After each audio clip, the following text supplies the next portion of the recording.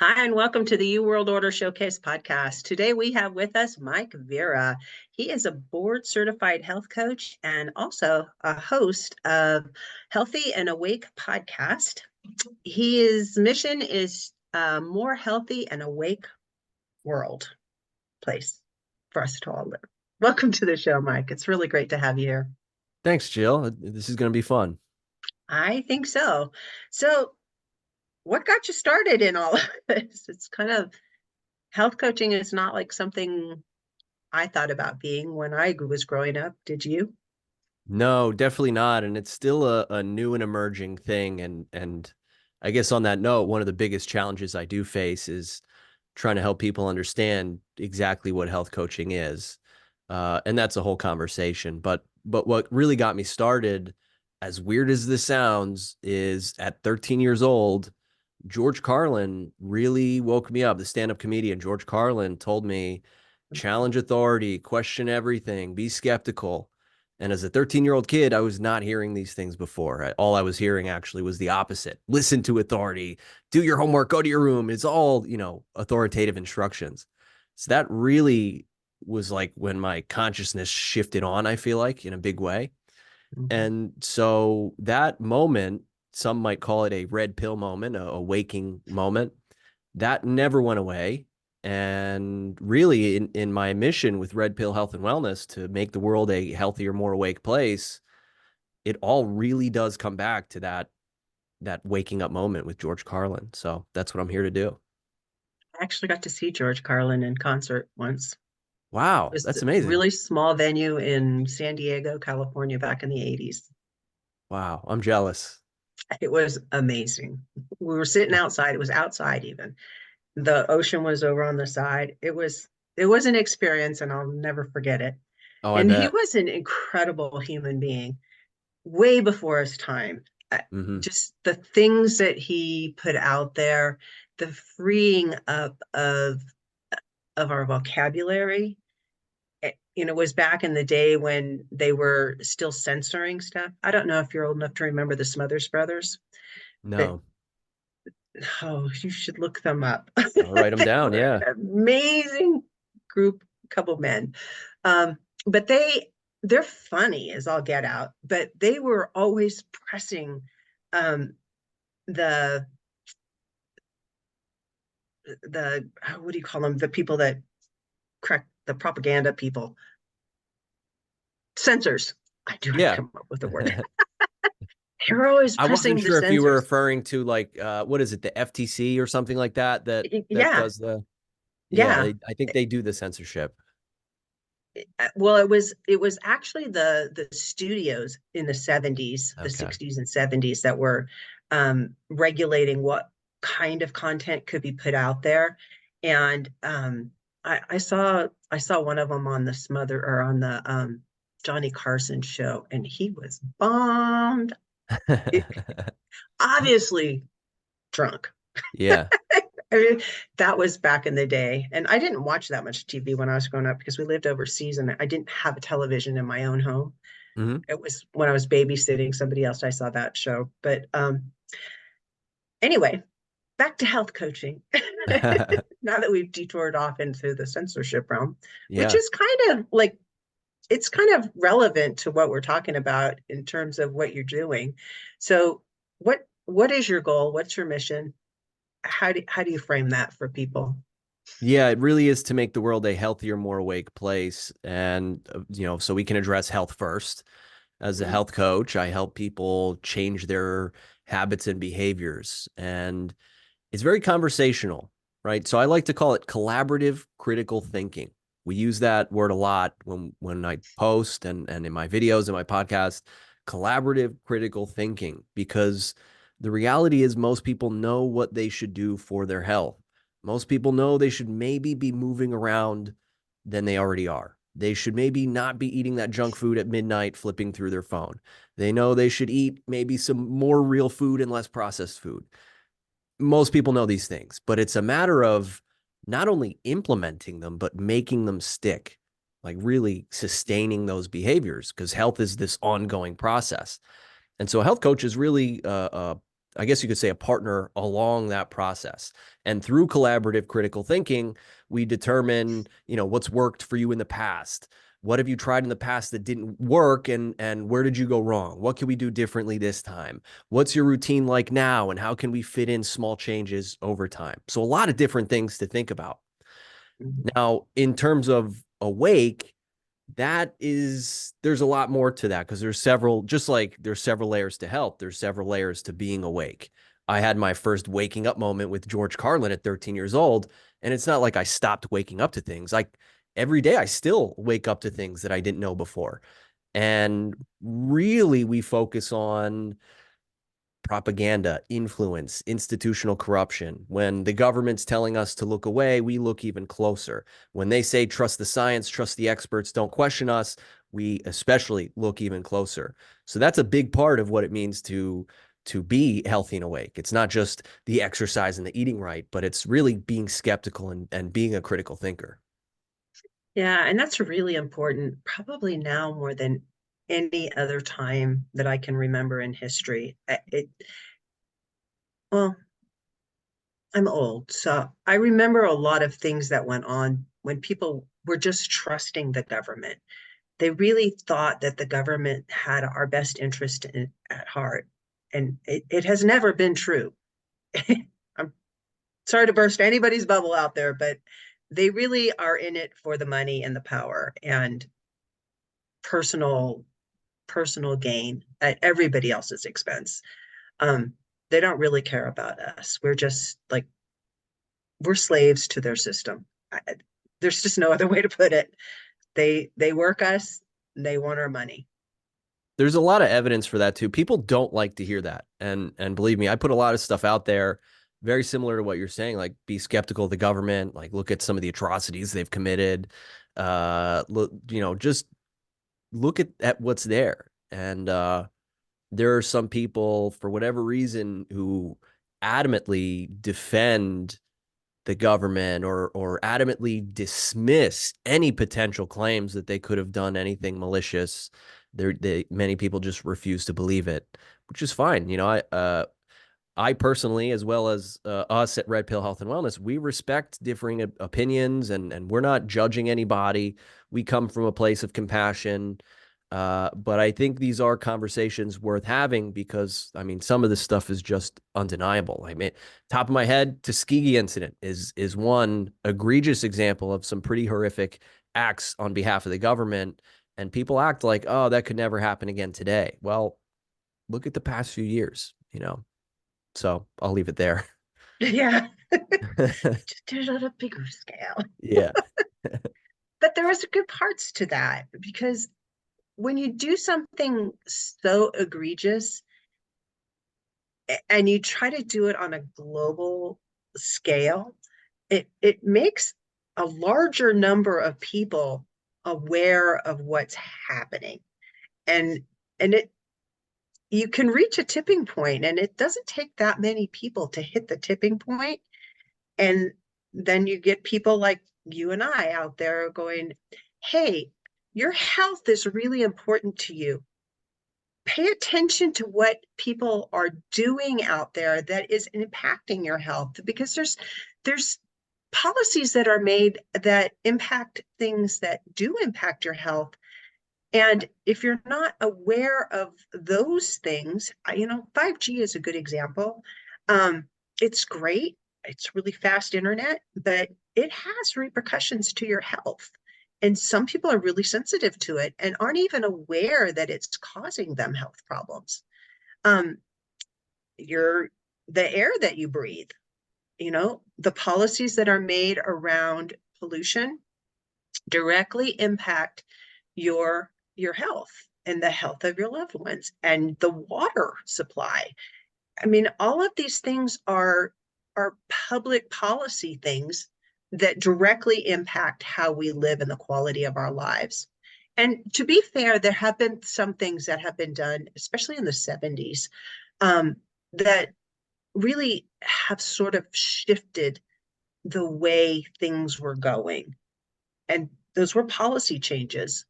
The whole clean up the planet and clean up the water supply thing. was huge, and they did make some good inroads on that. Yeah. Yeah. Climate change is an interesting one because that's another area where people feel very strongly about the beliefs that they already hold. And, I get it. There's a lot of propaganda out there on that. And Mhm. not to go on another tangent, but when I say propaganda, I just mean the propagation of information in a coordinated fashion to shape the minds and behaviors of a population. So Yeah. that doesn't mean it's a bad thing, right? The World Health Organization, they engage in propaganda if for public health, right? They want to shape the minds of people about how they think about health. Mhm. So with something like what you're talking about with climate change, undeniably there is propaganda there. And just today, I posted something about climate change, geoengineering.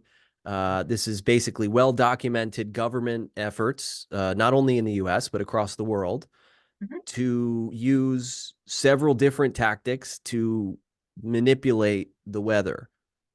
Military experimentation has been done on this front. There's something called stratospheric aerosol injection. I can go on and on. This is very I real. love the way you put that. And But only people that are kind of awake will understand what you're right. talking about, and I'm not going to say it. Well, people hear this talk and I realize it sounds super crazy to go, the government is manipulating the weather. It sounds nuts. But there's so much evidence, and you have to wonder, why is it so quickly dismissed when there is so much evidence? So forget the United States. Most people, if I show them an article saying China is manipulating the weather, they won't hesitate. They'll go, oh, okay, that's real. They're manipulating the weather. But the second here in the US that you go like, oh, it's the United States government doing it too, they go, no, that's not possible. They're just spraying water into the air and Seeding the maybe you're right. clouds. Yeah, That's what they used to maybe say. you're right, but why are you so pushing back against me asking questions about our government that has been known to lie in the past? Other I just don't get why people refuse to even think about it. It's interesting. I think it takes people out of their comfort zone. It's uncomfortable to have to shift your mindset about how reality is being shaped. I believe we create our own realities by the things that we think about and believe. And in some ways, believing that you're living in a world where the government's going to take care of you relieves you of the responsibility for shaping your own reality and creating a world that is a better place for everyone, not just you. It's kind of a childlike mentality to not want to take responsibility for your own well-being. I agree. Not and if it's not that, at the very least, it's intellectual laziness. It's like I have the ability to think about these things, but I'd rather just outsource my thinking. Because when I did post this, and again, this was today, the gist of the responses that I got pushing back came down to basically trust the science and trust the experts, trust the authorities on this, which is no different than what we've heard for the past few years. So it is this, and I'm sorry, I don't mean to be insulting by saying this, but it is a type of intellectual laziness to go, I've already been told what to think about this. I trust what they're saying, and I'm just going to roll with that. I don't care what new evidence appears and what else I might have to think about. The authority figures are telling me this is what I should trust, and therefore I trust it. That is the antithesis of thinking. That is not at all critical thinking. That is outsourcing your thinking, saying they've already thought about this, therefore I can relax and just take their word for it. That is everything we're against at Red Pill Health and Wellness. Uh, and to further that, it's assigning an intellectual component to the people that you're believing that may or may not be there. When someone stands up and says X, Y, and Z, and my mother used to say, just because you say it louder it doesn't make it true any more true. Um, and these people that stand up and tell you things, and I can think of a few of them, um, I won't go down that road. You're not talking like World Economic Forum type institutions, are you? No, I'm talking about just individuals that stand up in front of large audiences and make Okay. proclamations about things as though they were the be all and end all of the authority on that particular topic. Yeah. And what they say is demonstrably wrong, but the population believes them because they're wearing a white coat or because they have some letters behind their names, which may or may not be actually even real. I mean, Yeah. we're lied to so much that, if you're not questioning who these people are that are telling you information, it's on you if you're duped because, you know, they all have a history. And Hmm. if you follow their history, and some of these people have a pretty nefarious history, and there are some well-respected people who have had, you know, not so complimentary things to say about them, that it doesn't do the public any service to Yeah. And just accept.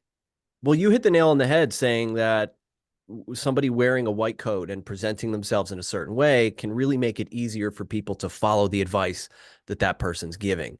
This is a cognitive bias known as the appeal to authority. So if Mm-hmm. I were here today and I had a white coat on and a stethoscope around my neck and doctor before my name, and I were to say some things, you know, that you see those types of clips go viral with doctors saying things that we know aren't true and maybe getting some of the details a little wrong because people see that and it's a mental shortcut where they go, oh, look at this white coat stethoscope wearing doctor. I can take their word for it and I'm just going to accept this information. But a real key to health that nobody talks about is the information we consume is very much like the food we consume. We don't want to eat dirty food with pesticides on it that are genetically modified in who knows what way. Similarly, we want to be very careful about the information that we consume because if we're letting our guard down and we're just taking in info because some guy in a white coat said it, what if he takes his white coat off and says, haha, I got you. I fooled you. I was just an actor playing a role.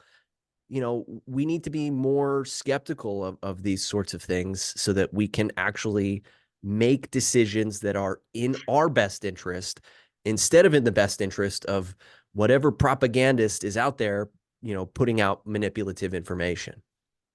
And there's almost always a financial component behind these people. And if you look at who's funding them, it's a good clue as to what the validity of what they're saying. My mother had another saying.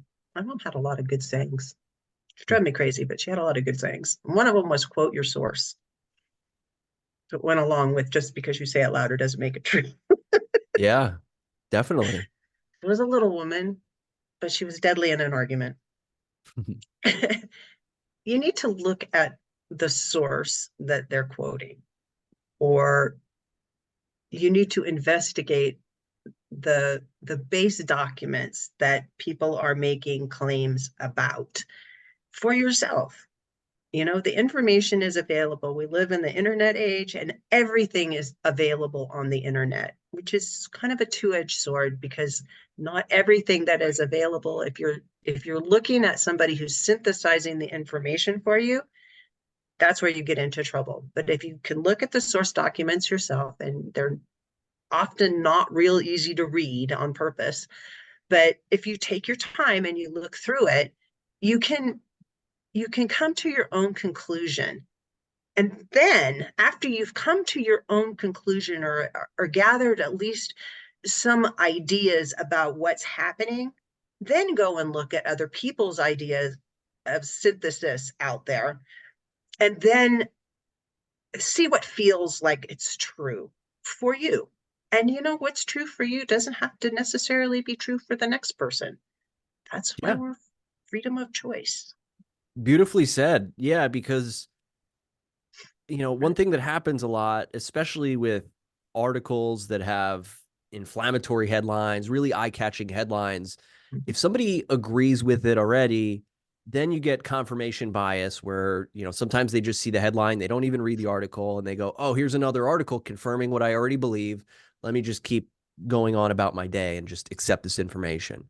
When again, that's another example of not only confirmation bias, but intellectual laziness. So just like you said, after we read something, we should contend with it a little bit, right? Reading something is not the same as thinking about it.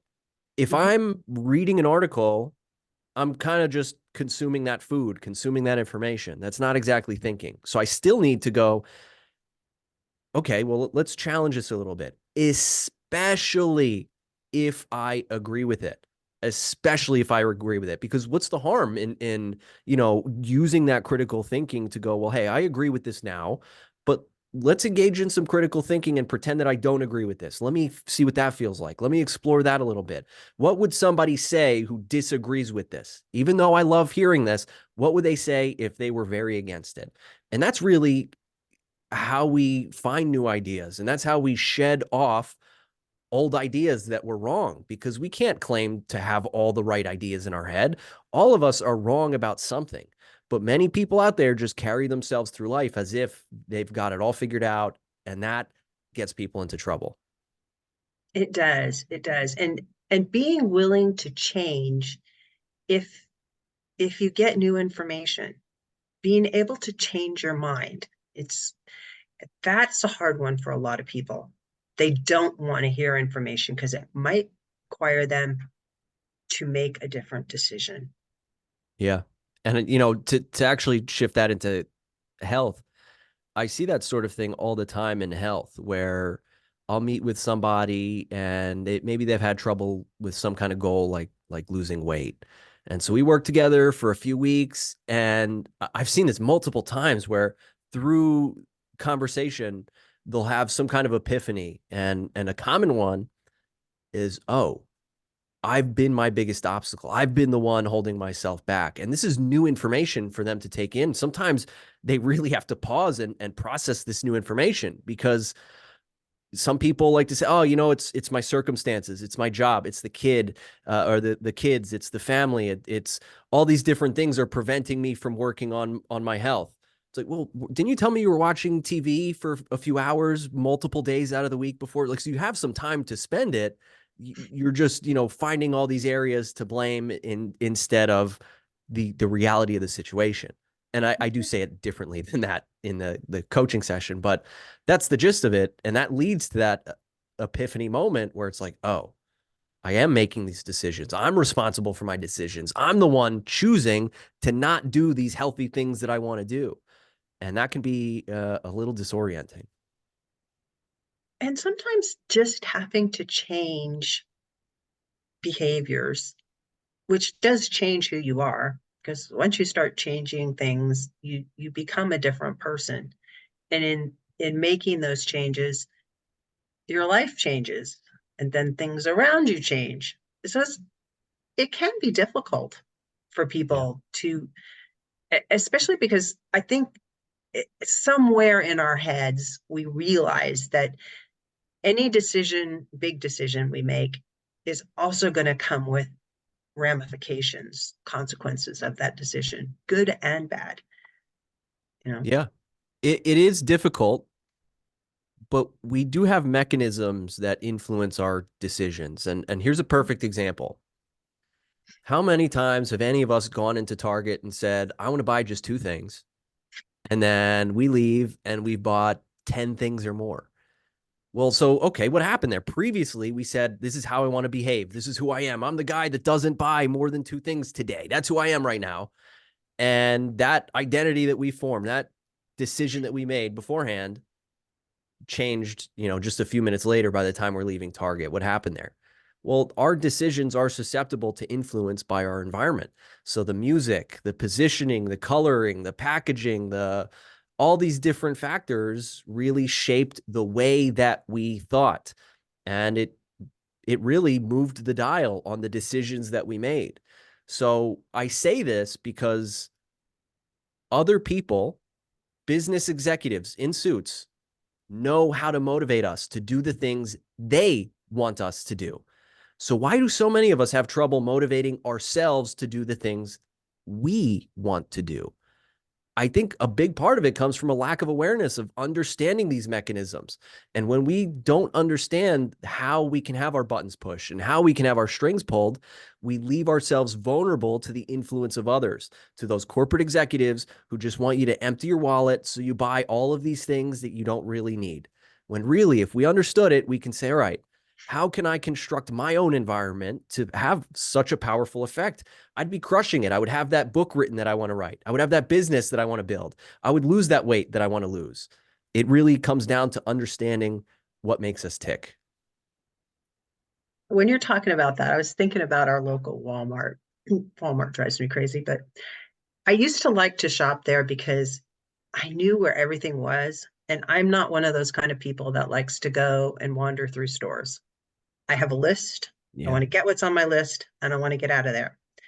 And so they decided for whatever reason, but I think it has to do with what you were just saying, to remodel the whole store. This is a place I've gone to for 15 years. When I tell you I knew where everything was that I wanted to buy, I knew where everything was that I wanted to buy. So they shifted everything. The dog food used to be in one section, it's completely on the other end of the store. You should have seen people as they're remodeling this place. You know, every third person you ran into there is like, where'd they put this stuff? Because we're all in the same situation. I live in this small community. You know, people that have been shopping at this store have been shopping there since it was put up, probably. And we're all confused. But it's been a few months since they did that. And still, it's hard to find the things that you want to do or you want to find. So I don't shop there anymore. Yeah. That's Just like this pattern isn't fun for disruption. me. So you Yeah. you previously you had your own routine, which basically prevented you from making on the spot decisions. Mhm. That is kryptonite to a corporate executive who wants you to spend Yeah. more money. So they do pattern disruption by changing the environment, which forces you to change your routine, which leaves you vulnerable and susceptible to making decisions on the spot, which makes it easier to buy things that you don't need. And honestly, this is the same sort of approach that it takes to quit something like smoking or excessive drinking. If you have a routine, you have your ways that you're set in your ways, all these environmental triggers that tell you how to respond because you've just been conditioned from being in that same spot for so long. If you do some pattern disruption, change your environment, it would have a big effect on cutting down on smoking or quitting drinking or whatever habit or behavior it is that you're trying to change. And finding other things that you can substitute instead, I find helps a lot. Um, I've recently embraced sobriety. It's been like 4 months now. It's not, Congrats. it's kind of a big deal, but it hasn't been difficult because I did use pattern disruption, but I also use substitution when I'm doing stuff like that. Yeah. Um, and I've I've developed an affinity for tea. I've decided that I'm a person who likes varietal teas, and I'm a snob about it. These are just like stories I tell myself. So I buy, really cool teas, and I have like cool teacups for different types of tea. So like I have this one that I use at night when I go to bed, and I drink chamomile tea at night and water. And I used to drink wine at night. And I can tell you how much better I sleep drinking wine at night. I Yeah. just decided, and it was a decision on my part. I don't like the way wine tastes. I don't like how I feel on hard liquor, and beer gives me gout. So why am I drinking? Yeah. Just those little shifts in in my consciousness have allowed me to be able to just embrace sobriety. It's not even like I had to quit drinking. I didn't drink really all that much, and then I Yeah. had an amazing encounter with a hawk the day that I decided to embrace sobriety. So I've got this other story that's super cool that I've attached to it. So I've Yeah. got all these things that are just like it's kind of cool to It is be cool. somebody that isn't looking for alcohol all the time. It's empowering. Yeah. So It's really empowering. you recognized a change that you wanted to make in your life, Mhm. and you implemented protocols to make it happen. You said, hey, I'm going to do some pattern disruption, change my environment, and I'm also going to drink some tea. And tea, there's a lot of different kinds of tea, and tea it's a lot of it's caffeinated, can make you feel good, can be productive, antioxidants, and all kinds of healthy stuff in there. So good for you for making that move. Yeah, yeah, it's really I am happy with the results that I'm receiving from it, but it's also a great or example of what we're talking about here, where you can make decisions and really having coaches like you that understand how to implement these kinds of changes into your life to actually make long lasting um, changes in the outcome of how your life is going health wise is it's super helpful. And I have had a lot of people, granted, I've just interviewed them on my podcast, but getting to talk to people that are coaches around this sort of thing, um, and being in the community with other coaches, they actually helped me come up with some of these ideas for making this an easy process for me. It has not been difficult. And I know there are people that struggle with alcoholism and it is really difficult for them to stop. It's like people that are really struggling with their weight. And some of that is your head. It's in your head. Yeah, some of it definitely. There's a lot of complexities to whatever individual experience someone is having, and that's one of the beautiful things about health coaching is there are no cookie cutter approaches in what I do. Is somebody might come to me with they want to lose weight, and somebody might want to quit smoking or alcohol, and even amongst those sorts of goals, different people might want to approach them differently and move at a different rate and all these sorts of things. So health coaching is really the missing piece to the currently broken medical model, where doctors will look at you and, well, hopefully look at you, really look at the computer quite a bit, but they'll say, hey, you have all these problems. Part of this is lifestyle related. You need to exercise more, fix your diet, that sort of thing. A lot of people have heard that and in the American medical system, but then they kind of just leave you to figure it out on your own. And health coaching has kind of emerged because it's an effort to bridge that gap. That a big part of the intention behind it is to say, all right, well, the nurse preps you to see the doctor. The doctor sees you to diagnose and figure out what's wrong. And now the health coach is after the doctor and they say, all right, well, this is what the doctor said. Let's talk about how we can make this happen.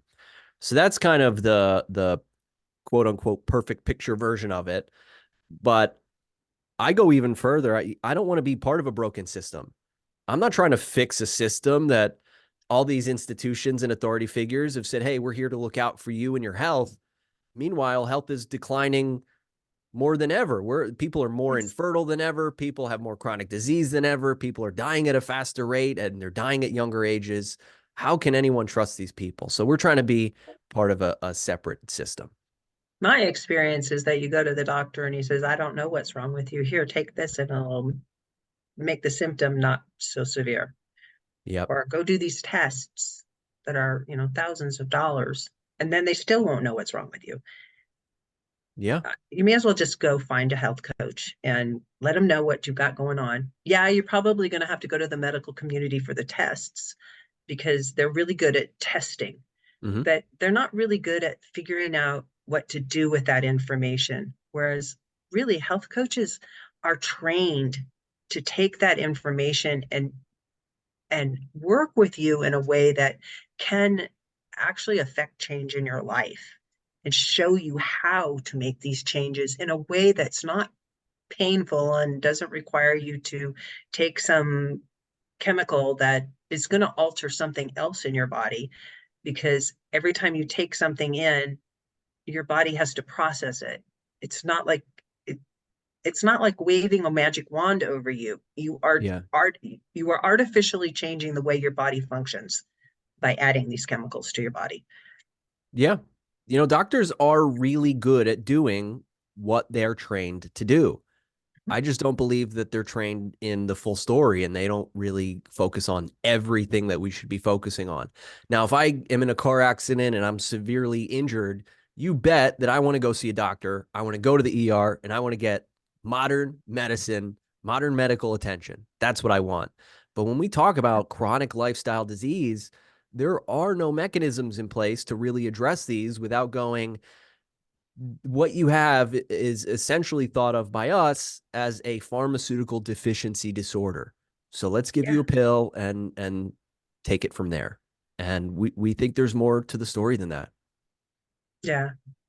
They're really good at critical care. Uh, There is there is nowhere better than the United States when it comes to critical care. But as far as actually fixing your health, you might look at the Food and Drug Administration just to begin with. It's food and drugs, and they started out as a department of chemistry. So pharmaceuticals and food are both regulated under the same umbrella. And I think it's about a third of all pharmaceuticals approved by the FDA are eventually retracted from the market. And a perfect example of that is the thalidomide catastrophe, where this God, drug was given to pregnant women. There's a lot of evidence suggesting that doctors and at least the pharmaceutical companies knew that there were harms associated with this drug, and it caused damage that we still see today in people who have malformations of their limbs as a result of the mother taking this drug while she was pregnant. There are countless examples of that. The pharmaceutical companies, I understand. I hear a lot from people who say, "Hey, I need my pharmaceuticals. They help me with my health. I couldn't get through the day without it." I'm not against that. I'm happy you found help, but that doesn't take away from the fact that many of these giant pharmaceutical companies have committed horrible atrocities and have gotten away with it. I think I both think can be true. You can get help from your pharmaceuticals, but the companies it's not, pushing it are often bad. they're not designed to be on long term either. They're supposed to be stopgaps. And the medical community doesn't follow up with people, and people don't really understand that, you're not just put on a chemical and then suddenly it's going to be fine. You have to keep going back. You need those tests to make sure you're doing it right. And if you're not doing it right, your body is, you're damaging your body more because you're not paying attention to the thing that you're taking. And is it expensive? Yeah. Could you just go find a health coach and maybe fix the actual problem instead of just like going on with the situation that you're suffering from? I think that's a better result. And I say that, and my mom was killed by the medical community. She believed that the doctors knew what they were talking about. She had psoriasis and lupus, and she was taking these horrific drugs that eventually killed her because she wouldn't address her diet. When she came down with the psoriasis, it's really bad. I mean, it's like her whole body. Um, and I have my ideas about where that started, but I won't share them on the air. Um, but instead of changing her diet, and I sent her a juicer, was like the first thing I did was send her a juicer. And this was like 20 years ago, maybe 30 now. She wouldn't do it. She's just like, nope, I'm just going to take whatever the doctor says to take. Mm-hmm. And she suffered for like 20 years.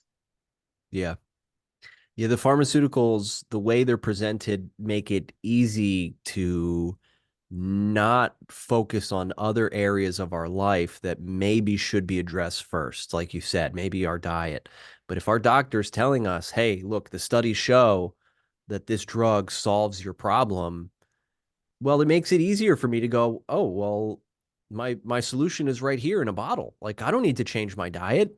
This is what the guy in the white coat told me. When there's so much to that conversation. I mean, the pharmaceutical model really leaves out, and this is going to be kind of technically heavy, but it leaves out the sequence of physiological events. So there's a natural, like, let's say with something like testosterone, because this is kind of away from diet and weight loss and that sort of thing. So let's say with testosterone, now you see a lot of guys who are more than willing to inject themselves with this pharmaceutical version of Mhm. testosterone. And on paper, according to the studies, it solves the problem that they're trying to solve. They go, hey, I want more testosterone. That's my problem. Maybe even it's low. Mhm. So on paper, when subjects are given this testosterone, they have more of it. There you go. This is clear cut problem solution. But that is irrespective of the natural sequence of physiological events. So what is it naturally in the body that leads me to have naturally high testosterone? Why aren't we asking those questions? Because when you go out in the sun and your eyes see natural sunlight, that starts this hormonal process that in part leads to natural testosterone. You have Mhm. the food that in many cases are taking a hit on testosterone. You have microplastics that are taking a hit on testosterone. So there's all these questions that in the pharmaceutical model are completely unanswered. So really a lot of these guys who are taking this pharmaceutical could probably benefit from changing their lifestyle, from eliminating sources of plastic, from eliminating foods high in soy, from eliminating all these variables that have just been taking a hit after hit on their testosterone. But people don't like to think about it like that because testosterone, it's just so easy to inject. I'm good to go. It's really a broken system. And when you're injecting it, you're still not, it actually makes the problem worse because A, you haven't changed the thing that caused the problem to begin with. So the problem is going to continue to get worse because you haven't fixed the hole in the dam. And two, your body, it's actually going to accelerate the damage because your body ceases to think that it needs to produce more. So it's kind of the balance is just not there when you start adding things. It's like people that take melatonin all the time. Yeah. Melatonin, yeah, it might help you get to sleep the first night, but it has decreasing returns, and it also messes with your ability to make it yourself. Your body says, oh, well, they're just going to bring it in. I don't have to worry about that. I'll go focus on something else. Mm-hmm. So so it's the same sort of situation, and you can Yeah. buy melatonin over the counter. It's It's exactly the same situation. Just like someone with high blood pressure, a lot of those people don't want to address their food. Just like people with low testosterone, they don't want to address those factors. They just rather take the injection. Just like people have sleep issues and they need to take melatonin, they don't want to talk about using their phone at midnight. A lot of people talk about blue light and the lights that are emitted from screens like the computer, the phone, the TV. It seems so easy to dismiss because it's just light. There's light bulbs everywhere. Who cares? But what that's really doing, it's kind of like a supplement of the sun. It's artificial sunlight. And what does that mean? Well, if you're blasting your eyes with artificial sunlight before bed, you're sending the signal to the body it's daytime. So, of course, your body's not going to get to sleep. Of course, you're going to be hungry because the body thinks it's daytime and you need to eat so you have energy for the day. So, you have those midnight munchies, you're wired. The TV, the phone, the computer, none of that is helping. But a lot of people would rather take the easy solution, pop a few melatonins, and go to bed. But that's short circuiting your natural mechanisms. You're setting yourself up for failure, and even worse, you're setting yourself up for dependency on these type of chemicals instead of living in any kind of natural pattern or routine that circadian rhythm fuels a lot of this. But that's a whole other tangent. Yeah, so true. So do you work mainly with your clients one-on-one? Do you do groups? How does that all that look? Yeah, mostly right now it's one on one. This year I have some projects I'm working on to maybe do some group coaching. Mhm. I have some programs coming out to cover all the health bases. So there's a time management one, there's an exercise one, there's a general health one that talks about basically all the different health topics that are left out of the conversation, mainstream health conversation. Mhm. So that will kind of allow me to help more people more quickly. But as far as coaching goes, it's all one-on-one. Awesome. And are you kind of the opinion that weight loss is just when people gain weight to me, let me rephrase this. Having excess weight is a symptom. It is not a thing in itself. And Mm-hmm. if you fix the other things that are going on in your body, the weight will come off. Yeah, yeah, that's definitely true. There's an interesting thing that's happening now in the culture where obesity is celebrated. There's a fat positivity movement. Mhm. Obesity is a clinical term. It's not healthy. There's no way you can use your propaganda to convince me that obesity is healthy. It is simply not. The evidence is very clear that it's associated with a whole lot of associated health issues. That's undeniable. But there are a lot of things that, I can give people the benefit of the doubt because the the environment is very sick. It Mhm. really is. So you go into a grocery store, all the options, most of the options are garbage. So, the people are dangling these low-hanging fruits in our environment that do make it easier to make bad decisions. I lived Mhm. in Philly when I went to, I mean, for first half of my life, but when I was going to school in Philly, I was in Olney. It's the serious ghetto. Mhm. And the biggest grocery store in the area is called Bottom Dollar. Now, top dollar is a term meaning like the best. Like if I want the best, it's top dollar. This grocery store is called Bottom Dollar. Every single thing in there was packaged, processed. There wasn't a healthy food in this grocery store. So there is such thing as food deserts. A lot of people don't have good options, and it is unfortunate. And even further, this other aspect of health that I touched on, circadian rhythm, is never talked about because as long as people are not getting regular sunlight and they continue to get artificial light every single night, they're getting blasted with blue light from their screens, their body is never going to get the sense of the natural day and night rhythm, especially if they're wearing sunglasses. This sounds nuts, but sunglasses basically tell the body that you're living in a dark cave because you're never getting exposure to those sun rays. Mhm. So, this total distortion of circadian rhythm, the body physiologically is confused. And that there is a lot of real evidence showing that this disruption in circadian rhythm leads to things like diabetes and obesity because our hormones are totally out of whack.